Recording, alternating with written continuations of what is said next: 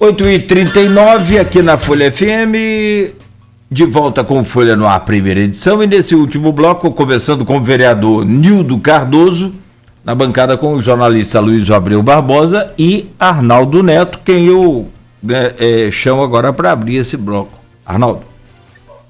Vamos lá, Nildo, eu vou pegar uma pergunta aqui do grupo de WhatsApp, e a partir dela pedir uma avaliação sua também em relação à Câmara como um todo, né, com essa legislatura. A pergunta é do Marco Barcelos, ele coloca o seguinte: Nildo, a divergência de opiniões entre os vereadores é salutar quando debatida com conhecimento aprofundado da matéria. Com as divergências que estão havendo no plenário sobre um assunto sério como a pandemia, não seria ideal convocar uma audiência pública, convocar pessoas capacitadas para esclarecer e discutir os embasamentos científicos? E aí eu queria que você falasse também, essa é a pergunta do Marco, além de respondê-lo, falasse sobre a atuação da Câmara nessa nova legislatura no enfrentamento à pandemia. Olha, eu acho a questão da... Primeiro agradecer, né, essa pergunta, né, eu acho que é importante o momento também, né. O problema maior, existe uma comissão formada com participação de alguns vereadores da Câmara, na qual a decisão partiu aqui do própria mesa diretora, em relação à questão de quem seria os indicados. Isso aí já tem uma comissão da crise, né, formado lá com a Secretaria de Saúde, o vice-prefeito, né, também faz parte, e a questão de audiência pública, infelizmente, com a pandemia, a Câmara está fechada. Então, você fazer uma audiência pública, né, sem uma participação maciça da população, e principalmente, né, de uma quantidade maior de pessoas ligadas, né, ao segmento que interessa, né, que são os conhecedores, como foi colocado em relação à entrevista da Folha, para que pudesse vir aqui na tribuna e falar, eu acho que seria o ideal, mas infelizmente o momento, nós só temos a presença dos vereadores no plenário da casa, nós não temos presença de público aqui no plenário, até os assessores foram proibidos, apenas os vereadores. Parece que a semana que vem vai haver uma flexibilização na qual os vereadores vão ocupar suas cadeiras e vai ter um assessor, né, ocupando lá uma cadeira lá do plenário. Então, é por isso que eu acho uma coisa, enfim, mas eu acho esse debate super interessante, mas já existe uma comissão formada aqui na Câmara e interagindo com a Secretaria de Saúde e mais o prefeito, mais a questão da fiscalização, né, que é o pessoal da postura, em relação à proibição de eventos e outras atividades com aglomerações. Isso já existe na casa. Nildo, a gente tem pedido aqui avaliações do... Estamos passando, já estamos mais de 100 dias, né? 100 dias foram dia... Estamos 126 dias, é isso, Arnaldo? Hoje? Isso. 126 dias do governo e da nova legislatura.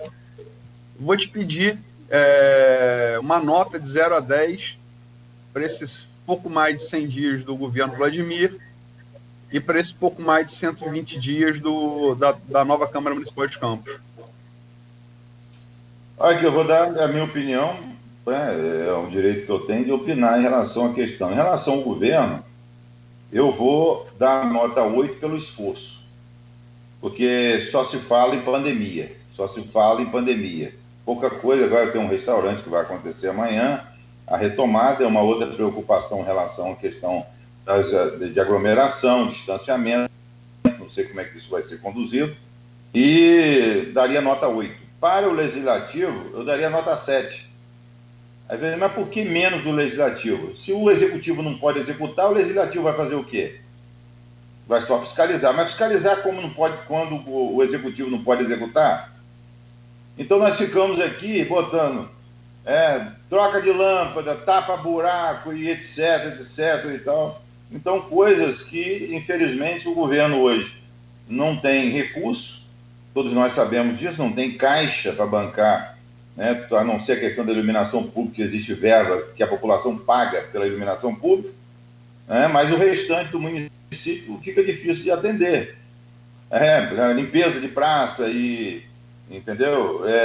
Capina, roçada de bardo e passar patrol em estrada. Tem muita gente fazendo isso, como eu fiz em alguns casos aí, de utilizar recurso próprio para fazer, coisa que o governo não tem. Então, é por isso que está divergindo aí entre a questão do executivo, por não ter oportunidade ainda de mostrar, em 4 meses de governo, ainda o que realmente vai ser colocado em prática.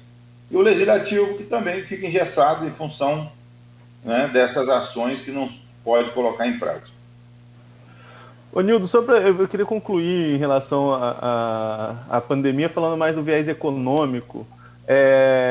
Existem os auxílios do governo federal, que tem críticas, idas e voltas, mas o município, como você acha que o município poderia ajudar o comerciante, o empresário local, suspensão, por exemplo, de tarifas, de impostos? O que você acha que o município pode fazer para tentar atenuar o impacto dessa pandemia na questão econômica para o empresário, para o pequeno comerciante?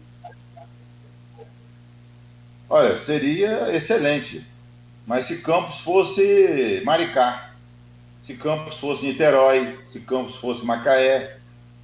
Maricá está com 2 bi de royalties, Niterói está com 1 bi e meio de royalties, e Campos com royalties, né, agora com aumento, né, um pouco maior em relação à gestão anterior, em relação ao ano passado, mas em compensação, se deixar de pagar os impostos, não tem dinheiro para pagar folha de pagamento, não. Não tem receita própria, não. E o que paga a folha de pagamento é receita própria. Então é você cobertor curto. Você tapa a cabeça e tapa o pé. Então é um projeto que já entrou até um vereador aqui apresentando um projeto para poder, né, prorrogar aí o pagamento de alguns impostos. Aí eu pergunto, será que vai ter folha? Vai ter 800 milhões aí para pagar a folha de pagamento aí anual? No final desse ano, mensalmente, pagar tudo em dia?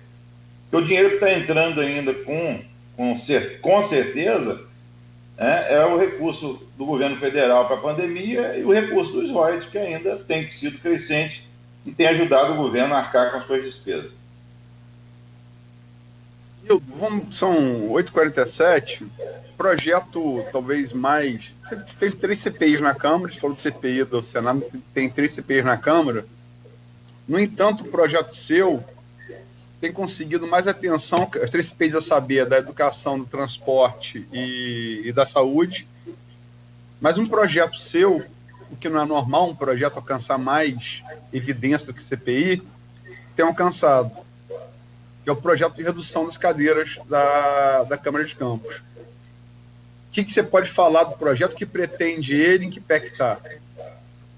Olha, Luizinho, Cláudio, né, e eu acho que o Arnaldo, o projeto, ele é um projeto, quando eu entrei nesta casa, em 2000, éramos 21.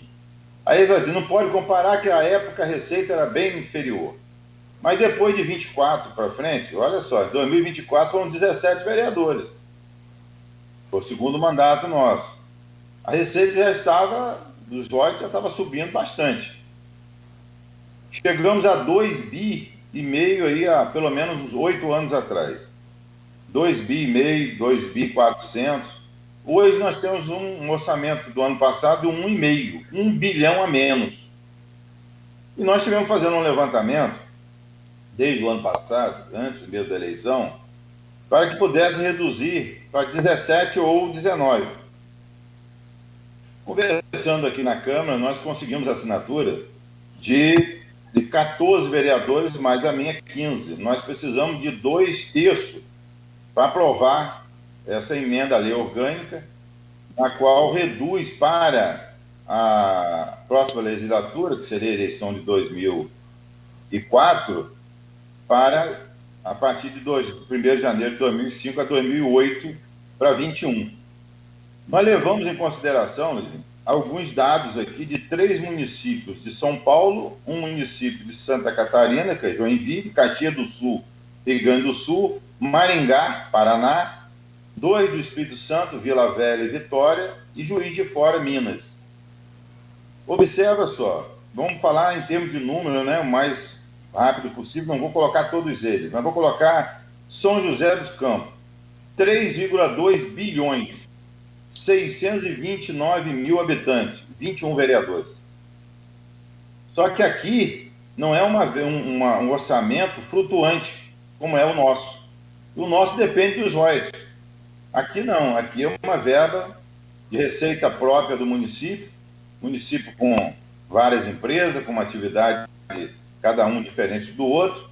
E vamos lá embaixo, vamos em Juiz de Fora, com a mesma população de Campos, 516, um pouco para mais ou para menos, 516 mil habitantes, 2 bilhões e meio, 19 vereadores.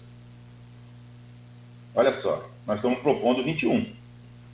E eles com 2 bilhões e meio, que era há 8 anos atrás, com a mesma população de Campos. Então são dados, Caxias do Sul, 2 bilhões e 300, 435 mil habitantes, 20 vereadores. Vamos aqui a Joinville, 515, a mesma coisa de Campos, 515 mil habitantes, 3,2 bilhões, 19 vereadores. Então, em cima desses dados aqui que nós buscamos, no Brasil inteiro, nós chegamos a uma conclusão que o município com 1 bilhão a menos, nós deveríamos rever essa questão do número de cadeiras, que seria uma redução em torno de, durante 4 anos, de mais de 20 milhões de reais aos cofres da prefeitura. Com isso, ajudaria o município, a ter condições de investir. Aí, essa semana, numa reunião com os vereadores, aí surgiu a ideia de que existe uma lei que não pode repassar mais a verba que sobra durante o período, do ano, no caso de 2021, para a prefeitura. Se isso acontecer, mas no ano seguinte há uma compensação do recurso do ano passado, levando em consideração o que deixou de gastar esse ano. Então, não haveria, como houve no início do ano, uma devolução, que Fred, como ex-presidente, deixou para Fábio Ribeiro, e a prefeitura, a Câmara devolveu para a prefeitura 1,5 milhão. Então, se nós levarmos em consideração essa redução, que os custos dos vereadores, assessores, luz, estrutura de gabinete, toda a estrutura que nós temos, daria em torno de 20 milhões em 4 anos, se já devolveu 1,5, nós já teríamos uma redução de 26 milhões. 4 milhões vezes 1,5 vezes 4, mais os 20 milhões que seria a redução. Então, mas existe um outro argumento, que seria a questão de você poder aplicar esse recurso via Câmara, como a Alerj faz. A Alerj, quando sobra recurso, muitas vezes destina para alguns municípios do interior para aplicar em outras áreas, como reforma de escola, como reforma de estrada. E eu acho que um argumento maior nosso seria ajudar com esse recurso, caso não possa devolver para o poder público, para o poder executivo, ajudar as instituições filantrópicas que nós temos na nossa cidade, que vivem passando dificuldade. A APAI, por exemplo, nós recebemos aqui, eu no meu gabinete, algumas representantes da APAI, nós ficamos aqui, eu e mais 9 vereadores, com 10 carnês, entendeu? Para poder ajudar a entidade que precisa. Nós temos um abrigo João Viana, nós temos São José Operário, nós temos aí a APAI, APOI, nós temos várias instituições, a Casa Solidariedade, entendeu? E que precisa de recursos. O Asilo do Carmo, idem. Então a Câmara pode destinar esse recurso para essas instituições, entendeu? Então essa fica aí a minha sugestão. Essa pauta, esse projeto vai à pauta na terça-feira, já acordado com o presidente Fábio Ribeiro. Seria para colocar na pauta de ontem, eu pedi que retirasse para que eu pudesse discutir melhor com os vereadores, que não aqueles que assinaram, mas sim aqueles que têm dúvida ainda em relação à eficácia e à importância desse projeto para o município de Campos. Quantas assinaturas se pretende chegar a quantas? Nós precisamos de 17, nós temos 15. Certo? E esses 15 serão citados na terça-feira, na hora da votação, e eu vou tentar argumentar com os outros vereadores para que possamos chegar no número suficiente, que seriam 17, para que esse projeto seja aprovado. Eu queria fazer uma observação também, Luizinho, em relação à lei que está tramitando no Congresso Nacional, que é a questão da reforma política. Essa reforma política, ela vai trazer aquela questão, né, da cota, né, do número de vereadores, deputados federais, estaduais e tal. E nós vamos ter aquele voto que a gente chama de distrital, que eles colocaram o nome lá como distritão. Isso já está na Comissão de Constituição e Justiça e com possibilidade de mais rápido possível ir à pauta. Isso indo à pauta, acaba aquela questão da coligação, já não existe mais, e aquela questão também do mais votado. Não vai ter mais aquela questão de coeficiente eleitoral. Ou seja, você tem que fazer 10 mil, 11 mil, como aconteceu na eleição passada, e se reduzir para 21, você teria que ter 12, 500 a 13 mil para você eleger um. Isso iria acabar. Exemplo, um partido que lançar um homem e uma mulher, se a mulher for a mais votada dentro dos 21, a mulher está eleita, ela está dentro, independente do partido ela venha fazer parte.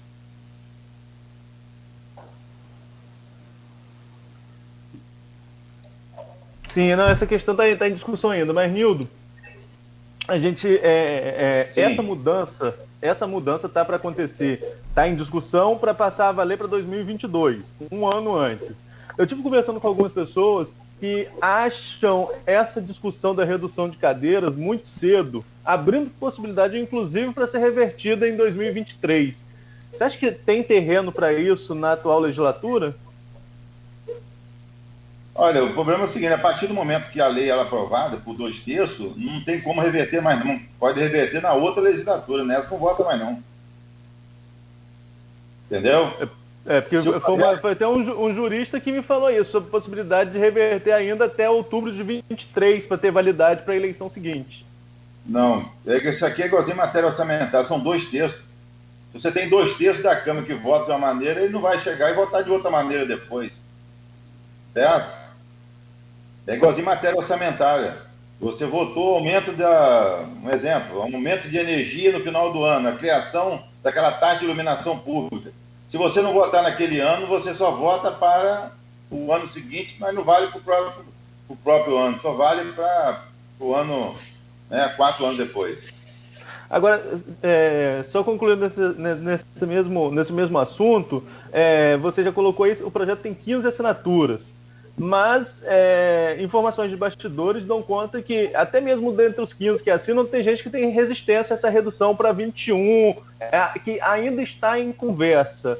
Tem possibilidade de ser mais de 21 no seu projeto? Como que está, na verdade, essa discussão com os vereadores? Não, dentre os 15, eu não recebi nenhuma mudança de opinião em relação à assinatura. Inclusive, o próprio presidente da Câmara assinou, o próprio líder do governo assinou, Fábio Ribeiro, Álvaro Oliveira também assinou. Então, eu não estou muito preocupado, entendeu? Eu acho que quem está preocupado com essa situação é o próprio prefeito. Eu acho que para a prefeitura, para o prefeito, né? Apesar dele não vai ser dentro do mandato dele agora, mas ele é um natural candidato à reeleição. E você trabalhar com 21 vereadores, ou com 19, ou com 17, na minha opinião, é muito melhor do que trabalhar com 25. Certo? É a minha opinião.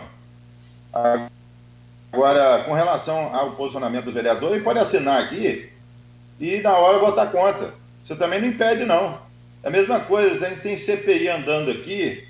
Eu quero só adiantar, a CPI da saúde, da educação, através de um acordo feito aqui na casa, o primeiro posicionamento aqui na Câmara em relação à educação foi feito na primeira sessão extraordinária do dia 8 de janeiro. E depois correu uma lista, mas eu pela minha experiência de 4 mandatos, eu tenho que seguir o rito da casa. Se tem 2 CPI em andamento, para você ter uma terceira CPI, teria que ter 2/3. Eu achei por bem não colher as assinaturas de 2/3, porque eu faço parte da CPI do MTT. Como é que eu vou fazer parte de 2 CPI ao mesmo tempo? Mas à época, em 8 de janeiro, eu coloquei, e nós tivemos aí uma reunião aqui e definiu que, possivelmente, de acordo com o andamento aqui do trabalho da CPI do MTT, a gente vai presidir a CPI da educação. Estou adiantando em primeira mão, que foi acordado aqui dentro, e se tem 25, pode tornar público. Então, se é para tornar público, que eu faça.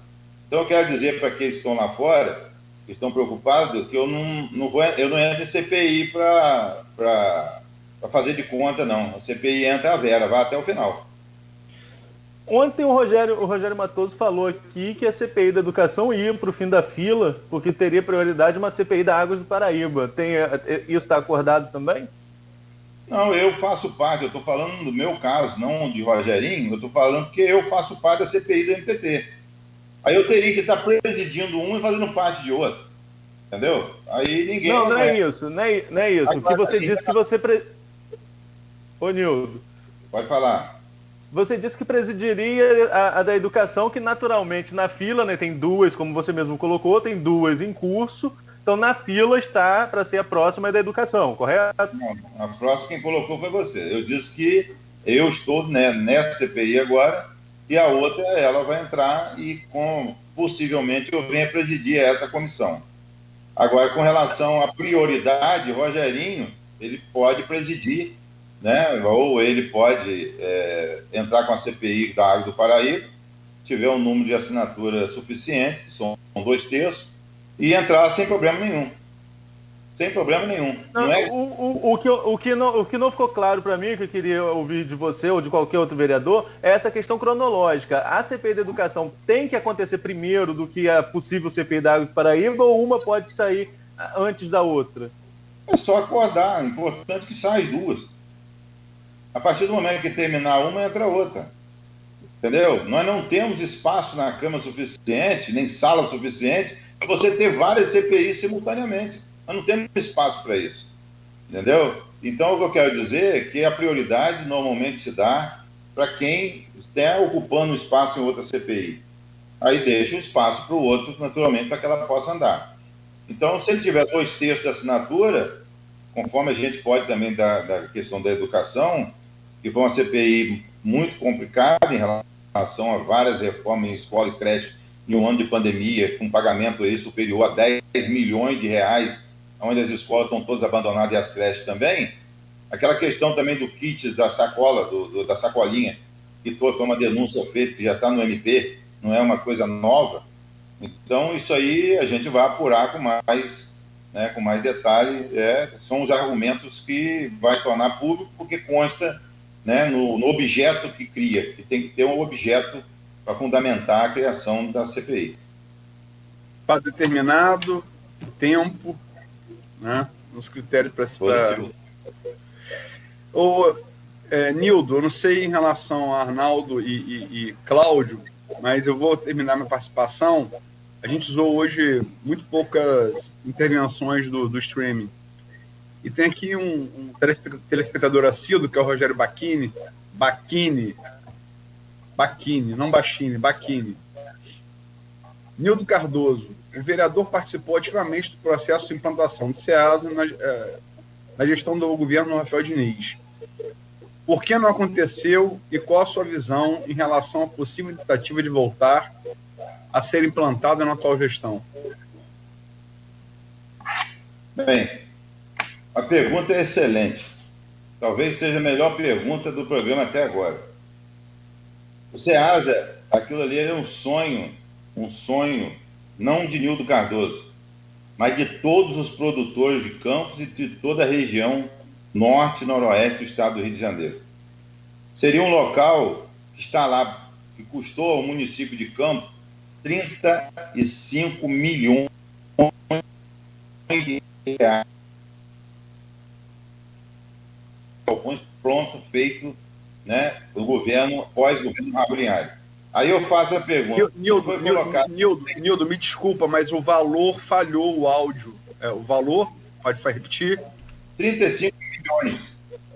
35 milhões de reais. Pode continuar, por favor. Ok. 35 milhões de reais. E o que acontece é o seguinte, aquilo ali é um espaço que nós conseguimos, a época quando nós assumimos, aquele espaço era um loteamento que foi desapropriado e nós tivemos que fazer o remembramento. Eu quero agradecer aqui, né, Sérgio Mansur, que é um dos membros lá da família, que herdou, né, aquela área ali, e que ajudou muito para que a escritura fosse feita, e ela hoje está registrada e averbada, né, já falamos isso no programa de Cláudio Nogueira, e em nome da Prefeitura Municipal de Campos. Nada impede de receber recurso público. O deputado Felício Lattes colocou, à época, 3 milhões e 300 mil, que era o suficiente para começar a obra e, com certeza, começar já a funcionar. Bem, surgiu aquele problema no programa que Cláudio fez uma pergunta, rolou a bola. Quando rola a bola, ela tem que ir para o Pablo Gaualim, foi. E aí eu fui obrigado a responder, né? Porque não existia dentro do governo vontade de Rafael Diniz de fazer a coisa acontecer por vaidade. Então, hoje, iniciamos o ano passado uma conversa com o Vladimir com relação a esse projeto. Esse projeto, tivemos reunião junto com o vice-prefeito também, com o Frederico Barbosa, Frederico Paes, para que a gente andasse e colocamos novamente no circuito o deputado Felício, que se disponibilizou a colocar recursos de novo para que a obra pudesse acontecer.